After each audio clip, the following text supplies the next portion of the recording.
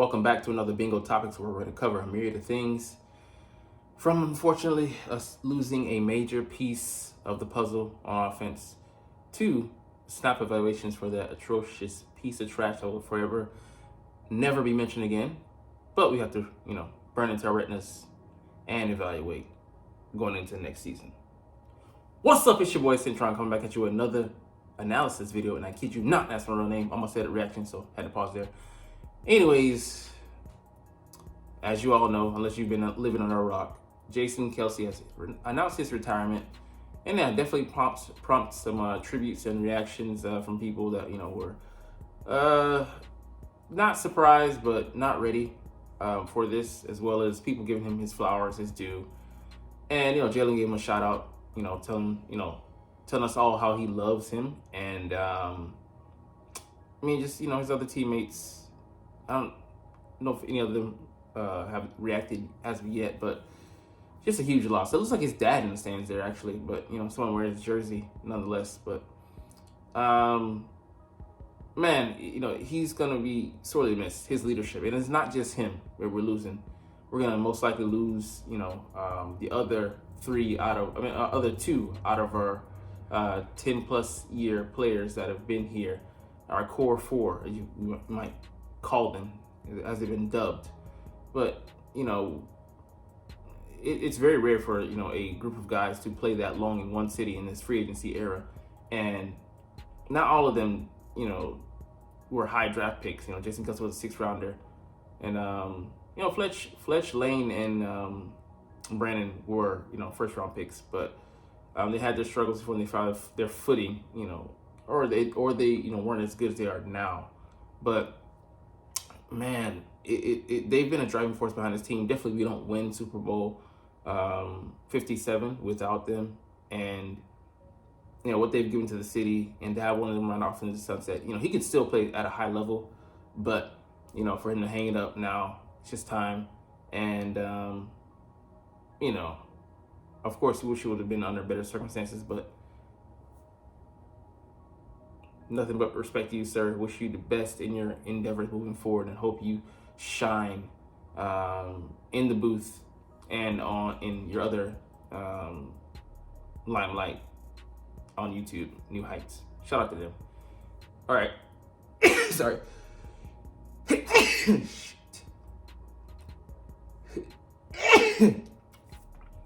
Moving on. Let's get into the hard discussion. Eagles snap count analysis for the wild card round at Buccaneers, and a lot of bad takeaways from this one, man. And we're gonna evaluate not just how they played in a nutshell, but whether they're gonna be here next year or not, because there's gonna be a lot of turnover, like 30 to 40% of your roster turns over every year, and we're no different.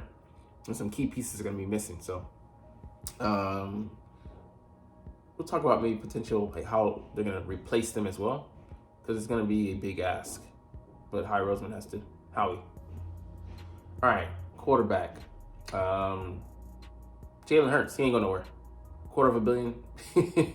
Yeah, and $5 million plus that. Yeah, he's gonna be here. Marcus Mariota. Didn't get to see much of him. He still has the scrambling ability, but yeah, he won't be back. We'll be working with another guy. Maybe Tanner McKee will be elevated, so we'll see. Running back, DeAndre Swift, man, he's pretty good, but why would he want to resign here? They didn't use him that much. He crossed 1,000 for the first time in his career, but I think he'll get better opportunities, probably cash-wise, and actual rushing attempts, and more than a paltry, 15 or so they try to cap him out at, per game elsewhere. Kenny Gainwell was the only running back under contract. Also, Boston Scott is not as well. So I think, keep Kenny as number 2, but draft a guy to be that number 1. Or find somebody in free agency that fits. But it's, I wish you'd get a big back, but you know how they feel about big backs under this current regime. And it just philosophically, they don't like them. It's just weird. Blunt was a aberration. But see how he turned out when we had him. And Jay Ajayi in the backfield. He was a bigger back, but he was the lightning to his thunder, and it worked out so well. as well as I'm forgetting his name, Jordan Howard. So what? I really don't get it. It's frustrating. All right, Devonta Smith, the only guy to play well. Okay, let me. DeAndre Swift, he played well, just didn't give him enough opportunities, so not on him. Kenny Gainwell, didn't get opportunity. Had 4 attempts, so they had 14 total between them, and Jalen had 1. Ah, boy, you gotta love it. Quez Watkins, he's not gonna be back. Didn't play well this year at all. Olamide Zaccheaus, I thought he did well with the opportunities that he did get, but he'll be elsewhere. Julio Jones, over the hill, but he was as advertised that what we asked for. Couldn't have. He played well, especially the 2 touchdown game against the Giants. Yeah. Britton Covey, continue to be a special teams focused player, but he showed that he can do some things as maybe a gadget player, or just very in small spots. So nice to have that at least. But he's a special teams ace. Like I said, Olamide, he won't be back. Tight end, he obviously will be back. We just didn't. We don't use him properly enough. He should be a game breaker, to be honest. Jack Stahl, I think he's under contract, so he'll be back. And Grant Calcaterra, I think he is as well. So, but should we upgrade? I think we should try. We should try and get another guy, his potential replacement. Offensive line, Jordan will be back. I think he played well this year. Cam Jurgens, he'll be sliding into Kelce's spot, so we'll see how he does. But I think he'll be good. But it's going to be a big drop off in leadership and in competence. Him being able to make the line calls and stuff like that. I don't know if he'll be able to do that at this stage in his career. He'll be a 3rd-year player, but that's a big ask for him, and it's a jump in experience. Him lacking experience, and then the experience for him to be able to make those calls and such. It's big. It's just you can't do what you haven't done. Now he could totally go out there and showcase that he can get it. He can do it, but has to be. He has to go out there and put that out there. Yeah, obviously Jason is a big loss, man. The leadership and just it's kind of like putting something in the oven and just knowing that it's gonna be done. It's fine. You don't have to tinker with it much. Just set it and forget it. Similar to Lane Johnson, I mean, he had a very good year, All-Pro. Landon Dickerson had a Pro Bowl year. He was able to stay mostly healthy this year, so 1, 2, 3, 4, and then Cam Jurgens was at right guard, so I think Tyler Steen slides into his spot. Whether he can be competent or not depends on whether he can make a jump in his 2nd year. And the biggest step players usually make is between their 1st and 2nd year, so I think he can be competent at guard, so a bigger body as well. So I think we're gonna try to draft his replacement because he's longer in the tooth. He said he has a few good years left in him, and I think we're gonna try and get some backups as well. I'd say some at least a tackle and probably just a Swiss Army knife of interior players. They played decently in the second half, but it just wasn't there early on, so that's concerning. But for me, it's not personnel issue. It was coaching, and they killed the motivation. When you switched the coordinators, I think you killed the spirit of this defense, and they died. They literally died there on the field. Each and every time they died again, but they had nothing almost to play for. I love what Seth Jordan says, the locker room was split, and you really thought that was going to do something, and when it backfired on you, you were left with nothing but egg on your face, looking like a fool. Josh Sweat, under contract, he'll be here. Brandon Graham, I don't think he comes back, to be honest, because it's just money issue.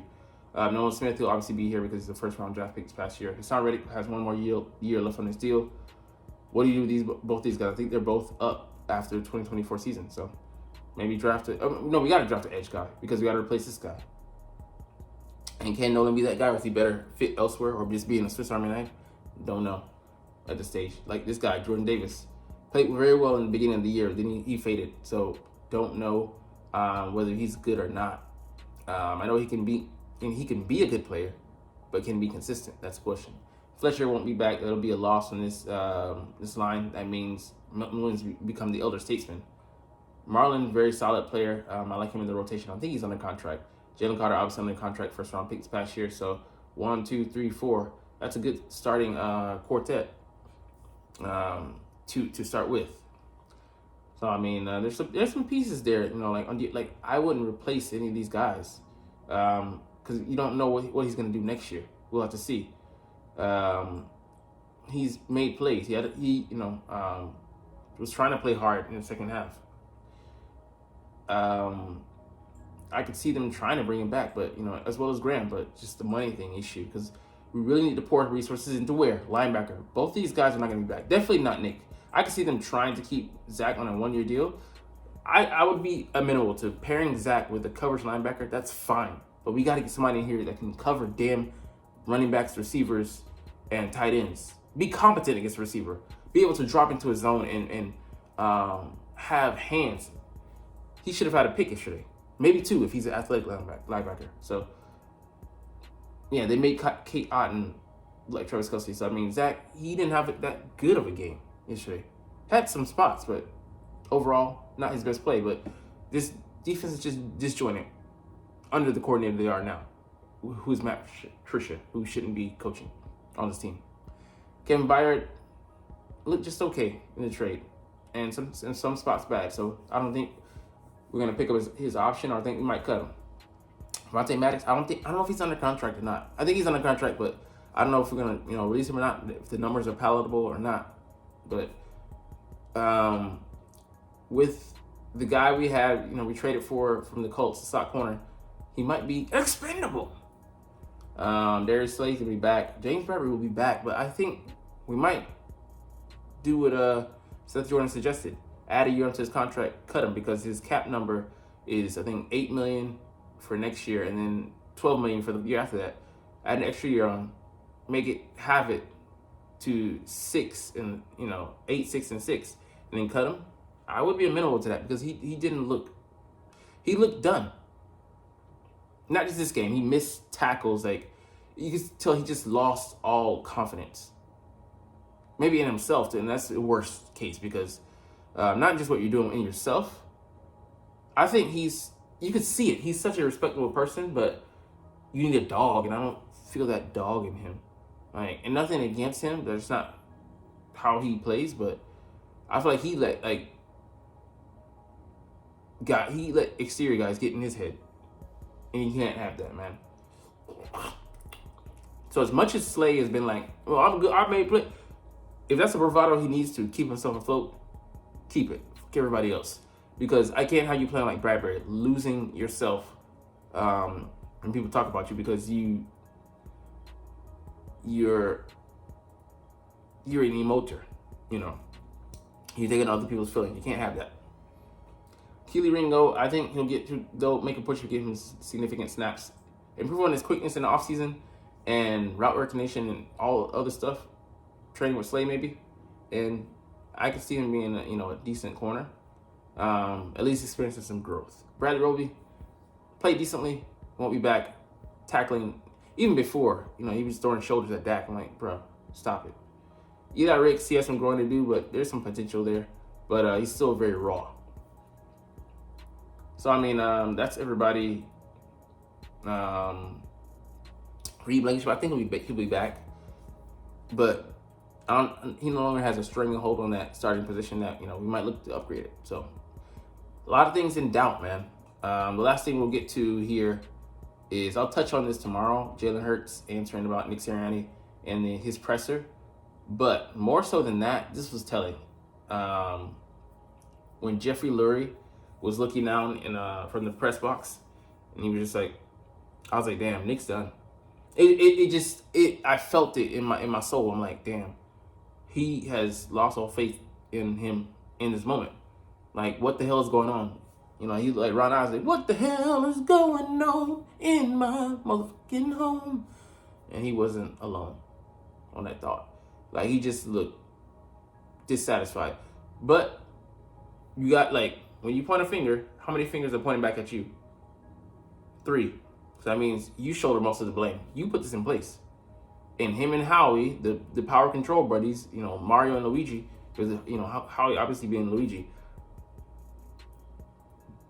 that panic move, there's no way in hell I believe that. I side with Seth Jordan 100% on this. There's no way that in hell that came from Nick Sirianni. No, that came from management. And which, you know, who, it's a question of who? The top or the mid guy? But the mid guy also, he talks to the top guy, so they're in collusion. You guys have to take accountability for how the season played out, because you were, you know, putting your hands in the pie when you shouldn't have been, meddling and shit. We would have had a good season. We got 10-1 if it wasn't for you meddling kids on some Scooby-Doo type shit. Really? It's just a fucking mess. Like, if you want to become Jerry, fine. And maybe you'll get lucky and sniff another Super Bowl and still find a way to get up. Hey, but if that's the course you want to go, I'll criticize you the whole way. I'll still be, because I don't support, I'm not a U fan. I'm a fan of the team. And I fell in love with Andy Reid and Donovan McNabb, Deshaun Jackson, LaShawn McCoy, those guys, Brian Dawkins. Yeah, I mean, it was the players that did it for me. So I'm loyal to my team, but that does not include the owner, because he doesn't owe me shit. Anyways, let's get up out of here. These videos will continue in this kind of favor, in this fashion. Hey, I'm not an optimist, I'm not a pessimist. I'm just a realist. So I'm gonna keep it real about the Eagles. No faking over here. Anyways, like I said, we're done. But you're not even watching, no, but it's all good. Smells like cooking spaghetti. Smells good. Give me some of that shit. But I love making videos about the Eagles. I love talking about them, even when things are this bad. But hey, there's always light at the tunnel. You gotta be a Cowboys fan. You know, I didn't believe the hype behind this team, but they believe they're just to let their fans down one more time. Like, this is a funeral procession. Anyways, let's chuck deuces and get up out of here. But as always, it's fly, Eagles, fly, and let's motherfucking go. Like, comment, share, subscribe if you want. Thanks for watching. Check me out at Cintron Anime, Cintron Life, or Cintron Laughs, or other social media.